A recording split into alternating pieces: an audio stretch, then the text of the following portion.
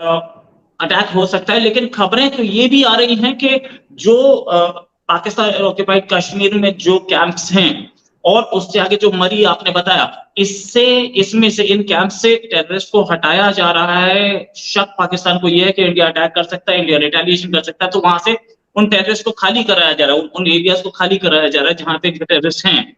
तो ऐसे में अटैक कहाँ किया जा सकता है? हिंदुस्तान के सरकार ने बोला है कि इसका जवाब हम जरूर देंगे और भरपूर देंगे, और कब देंगे इसका नहीं बताया गया है। मेरे हाथ में अगर अथॉरिटी होती, दोस्तों महादेव की सौगंध में इनके नाक से ना लकीरें खिंचवा देता। हिंदुस्तान आगे बढ़ता है या बात करने की कोशिश करता है, पाकिस्तान की तरफ से कोई ना कोई चीज हो जाती है, चाहे वो पुलवामा हो, चाहे मुंबई अटैक हो। को ये बताना चाहता है कि आप G20 समिट हो रहा है JNK में, आप वहां पे मत आइए, ये जगह सेफ नहीं है, यहाँ पे आतंकवादी गतिविधियां होती हैं। खबर आई कि बिलावल साहब जा रहे हैं। आज हमें सुबह उठे तो खबर आई कि पूंछ में जो अटैक हुआ इंडियन आर्मी के ऊपर और उनके जो सोल्जर्स हैं उनकी जानें गई, शहीद हुए। मुझे नहीं लगता कि बिलावल साहब जाएंगे भी। तो ये जो आज वाकया पेश आया, अफसोसनाक, बहुत बहुत अफसोस हुआ मुझे इस वाकये का। इसकी वजह से हमारे रिलेशन बेहतर शायद अभी इन दिनों में नहीं हो पाएंगे। अटैक हो सकता है, लेकिन खबरें तो ये भी आ रही हैं कि जो पाकिस्तान ऑक्युपाइड कश्मीर में जो कैंप्स हैं और उससे आगे जो मरी आपने बताया, इसमें से इन कैंप से टेररिस्ट को हटाया जा रहा है। शक पाकिस्तान को ये है कि इंडिया अटैक कर सकता है, इंडिया रिटेलिएशन कर सकता है, तो वहां से उन टेररिस्ट को खाली कराया जा रहा है, उन एरियाज को खाली कराया जा रहा है जहां पे टेररिस्ट हैं। तो ऐसे में अटैक कहाँ किया जा सकता है? जो उनके जो फॉरवर्ड लॉन्च पैड्स हैं वो क्लियर किए जा रहे हैं, उधर से आतंकवादियों को हटाया जा रहा है। इसमें दो चीजें हैं। देखें, ये इसको कहते हैं ट्रूप्स मूवमेंट। तो दहशतगर्द भी तो ट्रूप्स ही है ना एक किस्म के, तो वो ट्रूप मूवमेंट होती रहती है।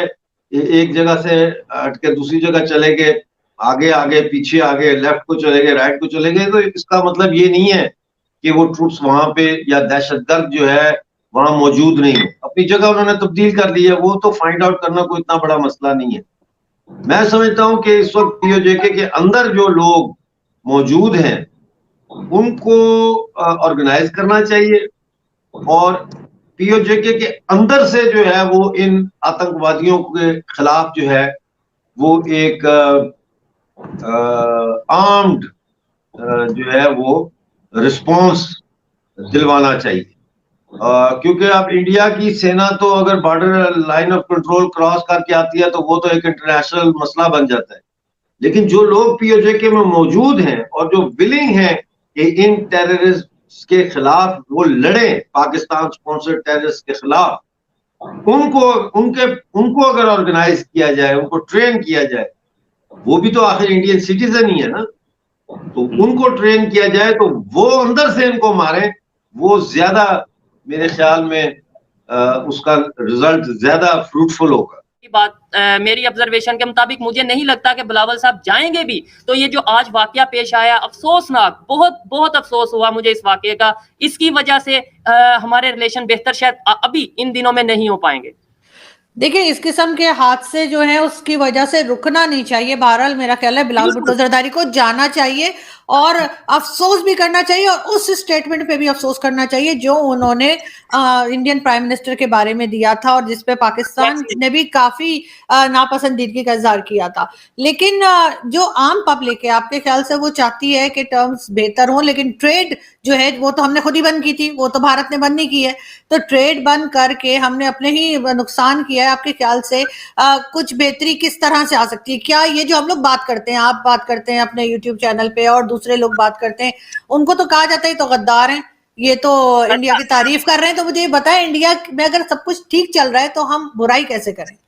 बुराई कैसे करें? आपने बोला पब्लिक क्या चाहती है। मैं पाकिस्तान की पब्लिक से शायद जितने ज्यादा इंटरव्यूज मैं कर चुका हूं इंडिया पाकिस्तान को लेकर, शायद उतने उस तरीके से और उतने ऑथेंटिक वे में शायद कोई नहीं कर पाया। मैं कश्मीर गया, मैं सिंध गया, मैंने लाहौर में विजिट किया, पंजाब के मुख्तलिफ एरियाज में, गुजरांवाला में, वजीराबाद में, गुजरात में, पता नहीं कौन कौन से सिटीज में मैं गया। वहां पे मैं कहता हूं 99% लोग ये चाहते हैं कि इंडिया के साथ रिलेशन बेहतर हों। 10% वो लोग हैं, 99% चाहते हैं रिलेशन बेहतर हो, लेकिन 10% वो उन्हें ये आता है कि शायद कश्मीर पे बहुत जुल्म कर रहे हैं इंडिया वाले। लेकिन जब उन्हें समझाया जाता है, जब उन्हें ऑथेंटिक चीज बताई जाती है, तो वो भी यही कहते हैं कि भाई रिलेशन बेहतर होने चाहिए। अभी आपने ये कहा कि भाई पाकिस्तान की पब्लिक की क्या ओपिनियन है। अब मैं ये समझता हूं कि पाकिस्तान की पब्लिक की ओपिनियन तो यही है रिलेशन बेहतर हो, लेकिन पाकिस्तान की पब्लिक की जो ओपिनियन है वो मैटर करती नहीं। यहाँ पे तो ओपिनियन मैटर करती है पिंडी से, यहाँ पे ओपिनियन मैटर करती है शायद यूएस से। पाकिस्तान की जो पब्लिक है वो वाली ओपिनियन तो उस तरीके से मैटर करती नहीं। ये भूल गया क्या पाकिस्तान कि पिछली बार यही काम किया था तो बालाकोट स्ट्राइक हुई थी, और बालाकोट स्ट्राइक समझने में उनको काफी टाइम लगा था, और मतलब ये हालत हो गई थी कि टांगे कांप गई थी, पसीने आ गए थे आर्मी चीफ के। कहीं ऐसा दोबारा भी हो सकता है क्या? ये भूल गए या इनकी मेमोरी शॉर्ट है, क्या है प्रॉब्लम, क्या है? बालाकोट स्ट्राइक बहुत अच्छी थी, कामयाब थी, लेकिन मैं ये कहूंगा with all due respect to the Indian security services and Modi ji and Amit Shah ji, it was not a comprehensive operation. देखिए, ये एक स्ट्राइक से काम नहीं बनता। इस वक्त जैश ए मोहम्मद के दफातर जो है वो रावलाकोट में, पुंछ में ओपन खुले में रिक्रूटमेंट्स कर रहे हैं, ठीक है ना। और जाहिर है कि अगर मुझे ये बात यहाँ पता है तो इसका मतलब ये है कि भारतीय इंटेलिजेंस को भी इसका पता है। तो ये एक कॉम्प्रिहेंसिव जो है स्ट्राइक होनी चाहिए। अब सबको पता है कहाँ कहाँ पे इनके लॉन्चिंग पैड है, और मैं तो समझता हूँ कि G20 के बाद एक जो है वो स्ट्राइक होनी चाहिए जो मरी में पाकिस्तान का कमांडिंग ऑफिसर का जो जहां बैठते हैं वो, यानी मरी में जहां पे पूरी इनकी ब्रिगेड मौजूद है, एक तो उस ब्रिगेड हेडक्वार्टर के ऊपर स्ट्राइक होनी चाहिए, क्योंकि ये मरी से कोऑर्डिनेट होता है, रावलपिंडी से और मरी से। तो अगर आप GHQ पे फौरी तौर पर अटैक कर दें या कोई मिसाइल फेंक दें वहां, तो वो इस वक्त जो है वो जरूरत से ज्यादा रिएक्ट करने वाली बात होगी।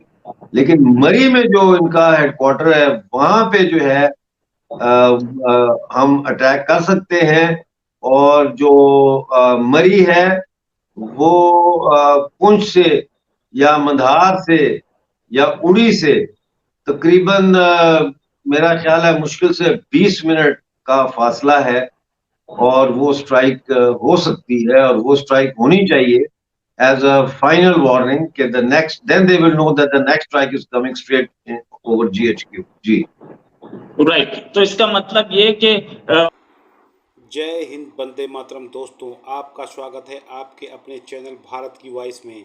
दोस्तों, पुंछ में हमारी सेना की गाड़ी पर आतंकवादी हमला हुआ, जिससे हमारे 5 जाबाज सैनिक शहीद हो गए। दोस्तों, ये हमला इस समय हुआ जब G20 की मीटिंग जम्मू एंड कश्मीर में शुरू होनी थी, जिसमें दुनिया के कई देशों को इसमें प्रतिभाग करना था। दोस्तों, कल ही पाकिस्तान के विदेश मंत्री बिलावल पप्पू ने ये घोषणा की थी कि हम भी G20 में शामिल होने के लिए भारत जाएंगे।